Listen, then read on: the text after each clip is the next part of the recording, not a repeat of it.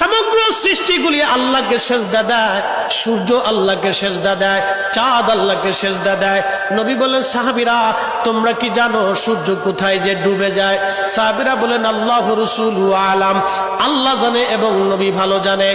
আল্লাহ নবী বললেন, সাহাবীরা রে, সূর্য যেতে যেতে আরশে মুআল্লার নিচে যায় আল্লাহকে সেজদা দিয়া সুবহানা রাব্বিল আলা বলে সূর্য পড়তে থাকে, আর সুবহানা রাব্বিল আলা বলে সূর্য তাসবিহ পড়তে থাকে, আর বলে, হে রব, আপনি যদি অনুমতি দেন পৃথিবীবাসীর জন্য আবার আলো নিয়ে ফিরে যাব, আর অনুমতি যদি না দেন আমি আপনার কুদরতি কদমে সেজদায় পড়ে পড়ে কাঁদতে থাকবো।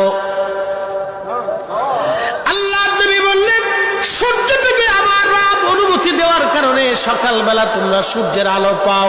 কিয়ামতের পূর্ব সময় অনুমতি দেবে না, দেবে না, দেবে না।